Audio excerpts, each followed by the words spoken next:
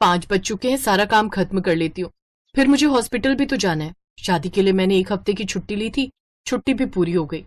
नीलम की नई नई शादी हुई थी।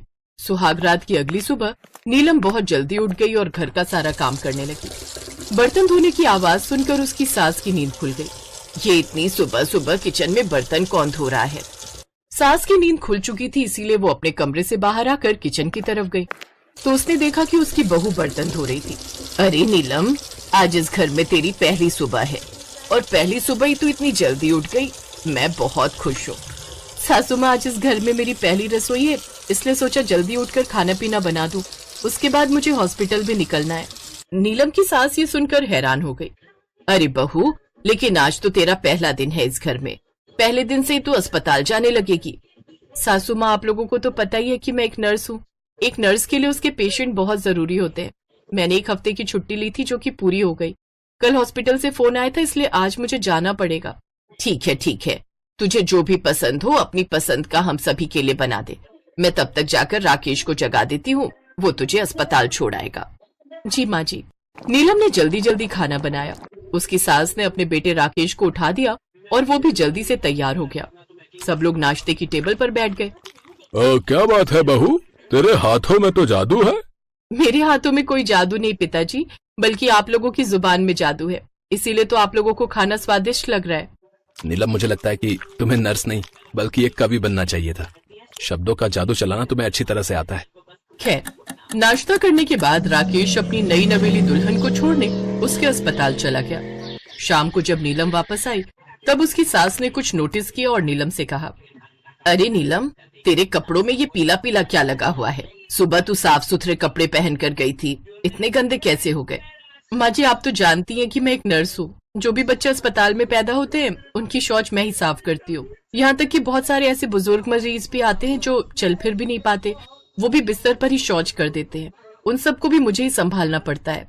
इतना सुनते ही उसकी सास उल्टी करने लगी। अरे माँ जी, क्या हुआ? मैं आपको दवाई दे देती हूँ और जल्दी से जाकर रात का खाना बना लेती हूँ।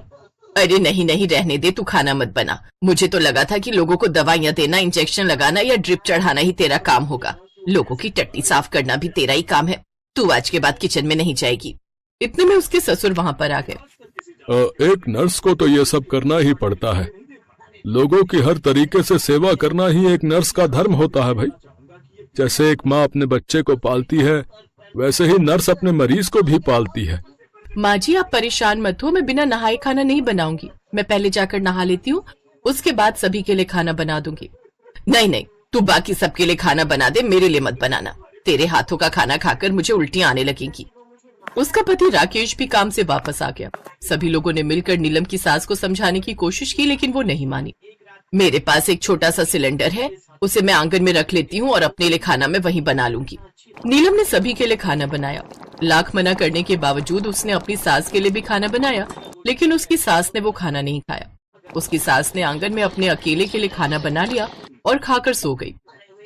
अगले दिन, पिताजी, राकेश, माँ जी आखिर अपना खाना कब तक अलग बनाती रहेंगी? अब क्या बताऊं बेटा, उसे समझाना मेरे बस की तो बात है नहीं। राकेश, तू ही समझा अपनी माँ को। ठीक है, मैं एक बार कोशिश करके देखता हूँ। शाम को जब राकेश की माँ आंगन में अपने लिए खाना बना रही थी तभी राकेश उसके पास गया। माँ, आप ये बच्चों जैसी हरकतें क्यों कर रही हो? अब तो इतना बड़ा हो गया है कि अपनी माँ को ही समझाने आ गया। भूल गया बचपन में तू भी बहुत जिद किया करता था, तब मैं भी तुझे समझाती थी पर तू तो मेरी बात नहीं मानता था। तो अब मैं तेरी बात कैसे मान लूं? अपनी बीवी से बोल, या तो वो इतना गंदा काम छोड़ दे या फिर मुझे अकेले खाना बनाने दे। माँ, नीलम इतनी मेहनत करके एक सरकारी अस्पताल में नर्स बनी है, वो भला अपना काम कैसे छोड़ सकती है? मैं उससे काम छोड़ने के लिए बिल्कुल भी नहीं कह सकता। तो फिर मुझे भी मेरी जिद छोड़ने के लिए बिल्कुल मत कह। जा अपनी बीवी के हाथ का बनाया हुआ खाना खाकर सो जा। तो किसी भी तरह से उसकी माँ नहीं मानी। वो अपना खाना कई महीनों तक अलग बनाती रही। बारिश का मौसम था। एक रोज नीलम की सास बीमार पड़ गई। उसकी हालत इतनी ज्यादा खराब हो गई कि वो चल तक नहीं पा रही थी। राकेश, माँ जी को अस्पताल में भर्ती करना पड़ेगा, उनकी हालत बहुत खराब है। इस उम्र में ऐसा होता है। बहू, जैसा तुझे ठीक लगे तू कर। नीलम ने अपनी सास को उसी अस्पताल में एडमिट कर दिया जहाँ पर वो काम करती थी। डॉक्टर के कहने पर नीलम ने अपनी सासू माँ को ग्लूकोज की बोतल चढ़ा दी और कुछ इंजेक्शन भी लगा दिए। नीलम के ससुर जी और उसका पति राकेश भी वहीं पर मौजूद था। नीलम, 3 दिन हो चुके हैं। माँ कैसी है अब? हुआ क्या था? उन्हें बहुत ही भयंकर वायरल फीवर हुआ है। बरसात के मौसम में ऐसा हो जाता है। डॉक्टर ने कहा कि उनके खाने में कुछ दिक्कत हो गई होगी। लेकिन बेटा, खाना तो वो खुद बनाती थी, खाने में गड़बड़ कैसे हो सकती है? पिताजी, बारिश का मौसम है, माँ जी आंगन में खाना बनाती थी। इस मौसम में बहुत सारे कीड़े मकोड़े उड़ते रहते हैं। हो सकता है उनके खाने में भी वही कीड़े मकोड़े गिरते रहे होंगे। और दूसरी वजह यह है कि इस मौसम में वायरस का प्रकोप तो रहता ही है। मैंने तेरी सास को कितनी बार मना किया कि आंगन में खाना मत बना, पर वो मेरी एक नहीं मानी। उन लोगों की बातें उसकी सास सुन रही थी। अब नीलम अपनी सास की बहुत सेवा करती थी उसी अस्पताल में। एक रोज खाना खिलाने के लिए एक वार्ड बॉय उसके पास आया। बेटा, मेरी सारी सेवा तो मेरी बहू यानी इस अस्पताल की नर्स करती है। मैं देख रही हूँ कि सबके पास खाना लेकर तुम्हारी नर्स ही जाती है, पर मुझे खिलाने के लिए तुम आते हो हर दिन। ऐसा क्यों? दरअसल बात यह है कि सिस्टर ने कहा है कि आप उनके हाथ से खाना नहीं खाएंगी, यहाँ तक कि वो खाना देने भी आएंगी तो भी आप नहीं खाएंगी। इसीलिए वो आपकी सारी सेवा खुद करती हैं, लेकिन खाना खिलाने के लिए मुझे भेज देती हैं। तू खाना लेकर जा और अपनी नर्स को मेरे पास खाना लेकर भेज दे। वार्ड बॉय खाना लेकर नीलम के पास चला गया और उससे बोला, सिस्टर, आपकी सासू माँ ने बोला है कि खाना आप लेकर जाओ उनके लिए। ये सुनकर नीलम हैरान हो गई। नीलम ने टिफिन उठाया और सबसे पहले तो वो अपने पति राकेश और अपने ससुर जी के पास गई। पिताजी, आज तो कमाल हो गया। मैंने वार्ड बॉय को खाना लेकर हर दिन की तरह सासू माँ के पास भेजा, लेकिन सासू माँ ने तो उसे ये कहकर भगा दिया कि खाना लेकर नीलम को मेरे पास भेजो। अरे तो इंतजार किस बात का कर रही हो? जल्दी से खाना लेकर जाओ, हम लोग दूर से देखते हैं कि माँ क्या कहती है। नीलम खाना लेकर अपनी सास के पास चली गई।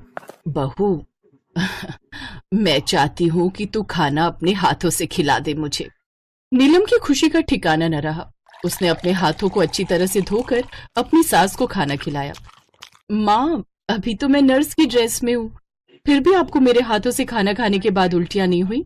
बेटा, मैंने नर्सों के बारे में सुना तो बहुत था, पर आज देख भी लिया। एक नर्स अपने हर मरीज के साथ वैसा व्यवहार करती है जैसा उसके परिवार वाले भी नहीं करते। मैंने तेरे साथ इतना गलत बिहेव किया, फिर भी तू मेरी सेवा कर रही है पिछले 1 हफ्ते से। एक नर्स एक माँ के समान होती है और उस माँ का ही मैंने अपमान किया। मुझे माफ कर दे बहू, जल्दी से मुझे यहाँ से ले चल। अब तू ही मेरे लिए रोज खाना बनाएगी। ये सुनकर नीलम की आंखों से खुशी के आंसू छलक पड़े। राकेश और उसके पिता भी बहुत खुश हुए। कुछ ही दिनों में उसकी सास पूरी तरह से ठीक हो गई और वो घर आ गई। अब सभी लोग खुशी खुशी उस घर में एक साथ रहने लगे और नीलम के हाथों का खाना भी खाने लगे।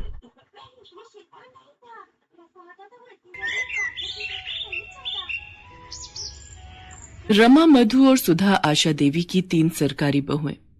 रमा पेशे से सरकारी वकील थी, मधु एक यूनिवर्सिटी में प्रोफेसर थी और छोटी बहू सुधा एक सरकारी बैंक में नौकरी करती थी। तीनों बहुएं नौकरी वाली थीं, इसलिए तीनों ही पूरा दिन व्यस्त रहती थी। इसी वजह से रोजाना किसी न किसी बात पर तीनों बहुओं में लड़ाई हो ही जाती थी, खासकर तब जब होता था इतवार यानी कि संडे। क्या बात है आशा जी, आज सुबह सुबह सब्जी मंडी होकर आ रही हो? आज इतवार है ना, बहू बेटे देर से सोकर उठेंगे, सोचा घर पर क्या करूं, मंडी ही हो आती हूँ। अच्छा, आज तो तीनों बहुओं की छुट्टी होगी। चलो बढ़िया है, तीनों बहुएं सरकारी नौकरी वाली हैं। वैसे तीनों ही काम वाली हैं तो आपस में बर्तन खड़क ही जाते होंगे। अरे नहीं, मेरी तीनों बहुओं में बहुत प्रेम है, उनमें कभी कोई लड़ाई नहीं होती। अभी तक तो सब उठकर अपना अपना काम निपटा चुकी होंगी। अपनी वकालत घर में मत झाड़ो भाभी, मैं भी बड़े स्कूल में प्रोफेसर हूँ, मुझे भी गणित आती है। आलू के पराठे में प्याज नहीं डलेंगे, सिर्फ आलू पराठा ही बनेगा। अच्छा, मैं भी देखती हूँ कि तुम आलू के मसाले में प्याज कैसे नहीं मिलाती हो। तुम अकेली आलू का पराठा खाने वाली नहीं हो, हम सब हैं। अरे तो किसने मना किया, 6 आलू हैं, 2-2 तीनों के हो गए, ये 2 मेरे, ये 2 मेरे। ओहो, बहुत बढ़िया, खुद दोनों ने बढ़िया बढ़िया आलू रख लिए और मुझे ये गले हुए खराब दे दिए। बड़ी चालाक हो आप दोनों तो। अरे मैं भी बैंक में नौकरी करती हूँ, सारा हिसाब किताब मुझे भी पता है।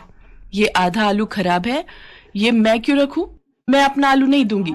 मैं अभी क्यों दूं? इतनी मुश्किल से संडे आता है, आलू पराठे खाने का ये मौका मैं क्यों छोड़ दूं? आलू तो मैं लेकर ही रहूंगी, देखती हूँ कौन मुझे रोकता है। हे भगवान, मैं मोहल्ले में कहती फिरती हूँ मेरी तीनों बहुएं गऊ हैं, मुंह में जबान नहीं है, तीनों में प्रेम है, पर यहाँ तो एक आलू के लिए महाभारत छिड़ी हुई है।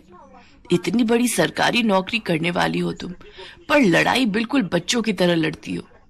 थैले में आलू रखे हैं, उबाल लो जितनी मर्जी। पता नहीं मेरे इस दुनिया से जाने के बाद। आशा के इतना कहते ही तीनों बहुएं उसके मुंह पर हाथ रख देती हैं। माँ जी, आज कह दिया, आगे से ना कहना। सॉरी माँ जी, आप ऐसी बातें मत करो, आपके बिना हम तीनों अधूरी हैं माँ जी, आगे से ऐसी बातें मुंह से मत निकालना। फिर क्यों लड़ती हो तुम तीनों? देखो, जिस घर में प्यार होता है वहाँ भगवान का वास होता है, इसलिए आपस में प्रेम से रहा करो। आशा देवी अपनी तीनों बहुओं को ऐसी ही प्रेम भरी सीख देती रहती थी। उसके बाद तीनों बहुएं मिलकर एक साथ नाश्ता बनाती हैं। रोजाना की तरह वही खट्टी मीठी नोकझोंक के बीच आशा देवी की बदौलत तीनों बहुओं में आपसी प्यार बना हुआ था। आशा देवी की ननद मनोरमा कुछ दिनों के लिए रहने आ जाती है। मनोरमा स्वभाव से चुगलखोर और झगड़ालू है, पर क्या करे, है तो आशा देवी की ननद ही ना। आशा भाभी, कहाँ हो? मैं तो कब की बाल धोकर बैठी हूँ, तुम्हारी बहुएं कहाँ हैं? मुझे चाय नाश्ता कौन सी बहू देगी? जी रुको, मैं तुम्हारे लिए पोहा और चाय बनाकर ला रही हूँ। बुआ जी पाए लागू, मैं चलती हूँ, आपको शाम को मिलूंगी। मैं भी चलती हूँ बुआ जी, प्रणाम। ओहो, मुझे भी आज लेट हो गया। मधु भाभी रुको, मुझे अपनी स्कूटी पर जरा बस स्टैंड तक छोड़ देना, आज कैब बुक ही नहीं हो रही। ये बढ़िया बात रही, तीनों बहुएं काम पर निकल गईं, अब तुम सारा घर का काम करोगी। तो क्या हुआ जीजी, सफाई बर्तन वाली लगी हुई है, घर का काम करने में हर्ष थोड़ी है। तुम तो ऐसे ही चिंता करती हो। ये लो पोहा और चाय लो, बाकी सब चिंता छोड़ दो। मनोरमा की बुरी आदत चुगली करने की बाज कहाँ आने वाली थी। जब आशा ने उसकी बात को अनदेखा कर दिया तो वो तीनों बहुओं को भड़काने लगी। अरे रमा बहू, क्या कर रही हो? अंदर आ जाऊं? हाँ बुआ जी, ये भी कोई पूछने की बात है? आपका अपना घर है, कहीं भी आओ जाओ। अच्छा, अलमारी में कपड़े लगा रही हो? सचमुच कितना थक जाती हो। नहीं, ऐसी कोई बात नहीं है बुआ जी, वो कल मधु ने मशीन लगाई थी तो कपड़े धोकर रख दिए थे, वही तय लगा रही हूँ। अच्छा, तभी मधु का मुंह बना हुआ था, बोल रही थी सारा दिन अकेले काम में लगी रहती हूँ। वो प्रोफेसर है ना, तो जल्दी घर आ जाती है, इसलिए वो ज्यादा काम करती है। अच्छा, ऐसा कहा? पर ऐसी तो कोई बात नहीं है, मैं और सुधा हम दोनों भी तो इतना काम कर लेती हैं। मधु फालतू की बातें कर रही है। रमा को भड़काने के बाद मनोरमा ने मधु और सुधा को भी झूठ मूठ की पट्टी पढ़ा दी। क्या रमा भाभी और सुधा ने ऐसा कहा? उनसे ज्यादा घर खर्च में पैसे मैं लगाती हूँ। उन दोनों की इतनी हिम्मत ये कहने की कि वो मेरे से ज्यादा घर खर्च करती हैं। आपको पता है बुआ जी, कितनी बार रमा भाभी और सुधा के जन्मदिन एनिवर्सरी पर मैंने महंगे महंगे तोहफे लाकर दिए हैं। अच्छा हुआ बुआ जी आपने मुझे बता दिया, ये दोनों मेरे बारे में क्या सोचती हैं। मनोरमा तीनों बहुओं में फूट डाल चुकी थी। तीनों बहुओं के व्यवहार में फर्क साफ दिखाई दे रहा था। ये तीनों को क्या हो गया है? आज इतवार के दिन घर में इतनी शांति कैसे बनी हुई है? रमा बहू, क्या हुआ? आज रसोई में कुछ स्पेशल नाश्ता नहीं बनाना क्या? मुझे नहीं पता माँ जी, मैंने अपने और सुधीर के लिए छोले भटूरे मंगवाए थे, हमने वही नाश्ता कर लिया है। रमा भाभी, बहुत ज्यादा इतराने की जरूरत नहीं है, हमने भी स्पेशल अमृतसरी कुलचे मंगवा कर खा लिए हैं। हमारा भी आज संडे है, सुनील और मैं मूवी देखने भी जा रहे हैं। मैंने भी जलेबी समोसे खाए हैं, खुद कमाती हूँ, किसी का दिया नहीं खा रही। मैंने और रवि ने हैवी नाश्ता किया है, बढ़िया, कितने दिनों बाद। ये हो क्या रहा है इस घर में? एक दूसरे से सीधे मुंह बात करने को तीनों तैयार ही नहीं है। जरूर कुछ गड़बड़ है, नहीं तो ये तीनों मेरे से इस तरह बात नहीं करती। और ये मनोरमा जीजी कहाँ गई है? बड़ी देर से दिखाई नहीं दे रही, लगता है कमरे में होंगी। उनकी चाय वहीं दे आती हूँ। अरे मैंने भाभी की तीनों बहुओं में ऐसी फूट डाली है, ऐसी फूट डाली है कि पूछो मत।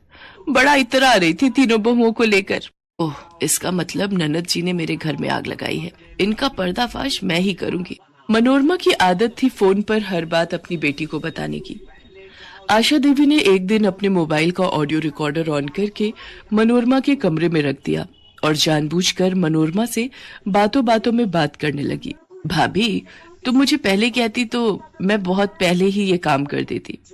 अब तुम अपना दुख मुझसे कह रही हो कि तुम अपनी तीनों बहुओं से तंग आ चुकी हो। उनकी सेवा करके तुम थक जाती हो। चलो, अभी भी कुछ नहीं बिगड़ा है, तुम चिंता मत करो, मैं तुम्हारी तीनों बहुओं में फूट डाल चुकी हूँ। मनोरमा सारी सच्चाई बोल देती है कि कैसे उसने रमा, मधु और सुधा से एक दूसरे के लिए चुगली की थी। आशा तो यही चाहती थी कि सच्चाई सामने आए और वो मौका देखकर अपनी तीनों बहुओं के सामने अपनी ननद मनोरमा की सच्चाई सुना देती है, जिसे सुनकर तीनों बहुओं की आंखों में आंसू आ जाते हैं और वो एक दूसरे की तरफ देखने लगती हैं। मनोरमा शर्म से लज्जित हो जाती है और वापस अपने घर चली जाती है। मुझे अपनी तीनों बहुओं पर नाज है। तुमने किसी के भड़काने पर अपने ही घर में फूट डाल दी। मैं तो दुनिया से कहती हूँ मेरी तीनों बहुएं बहुत समझदार हैं, उनमें आपस में एकता है। कभी भी किसी के भड़काने में मत आना, नहीं तो घर को टूटते देर नहीं लगती। हमें माफ कर दीजिए माँ जी, आज के बाद हम ये गलती दोबारा कभी नहीं करेंगे। तीनों बहुओं में फिर से एकता हो जाती है और आशा देवी का परिवार टूटने से बच जाता है।